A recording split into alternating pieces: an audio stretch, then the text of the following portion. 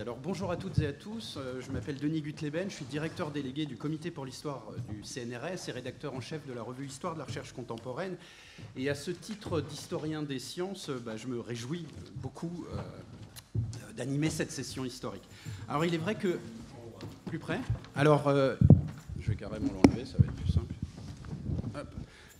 Voilà, alors... Il est vrai que lorsqu'on parle d'énergie solaire, nos regards se tournent naturellement vers le présent et vers l'avenir, ce qui en soi est non seulement une bonne chose, mais c'est bien sûr, en plus, vu la situation d'urgence climatique à laquelle nous sommes confrontés, un impératif, on va dire, irrésistible. Mais cette énergie ou ces énergies-là n'ont d'avenir que parce qu'elles ont déjà un long et riche passé, un terreau sur lequel elles vont pouvoir et devoir continuer de prospérer.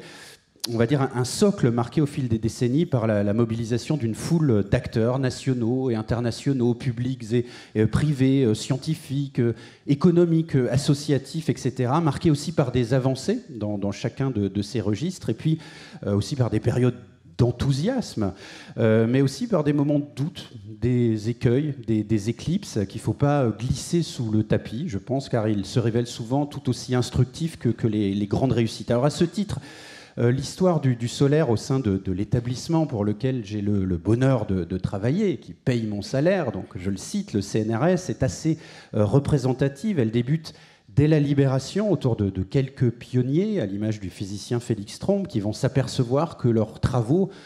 souvent très théoriques, peuvent avoir des retombées extrêmement concrètes et quotidiennes, et vont donc s'employer à les explorer, à les développer en s'appuyant sur de nouveaux grands instruments, comme le grand et célèbre four solaire d'Odedio à partir des années 60, ou en élaborant des projets à très grande échelle, mobilisant des acteurs non seulement scientifiques, mais aussi industriels, politiques, associatifs, sociaux. Et je pense par exemple au PIRDES, le programme interdisciplinaire de recherche pour le développement de l'énergie solaire que le CNRS a lancé en 1975 dans la foulée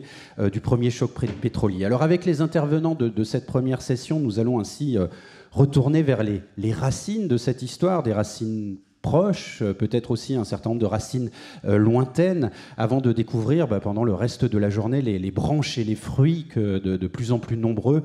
qu'elle porte aujourd'hui. Alors de ces intervenants, n'attendez évidemment pas des exposés exhaustifs, car ils sont nombreux, le temps nous est compté, nous avons convenu que chacun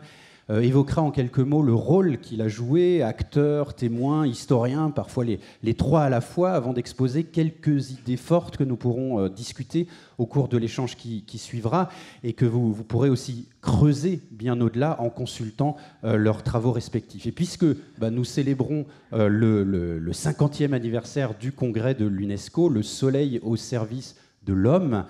et des hommes, il y en a beaucoup à cette tribune, c'est avec l'UNESCO que nous allons débuter, en l'occurrence avec Osman Benchik, qui a occupé au sein de cette organisation d'importantes responsabilités à la tête de programmes dédiés aux énergies renouvelables. Alors,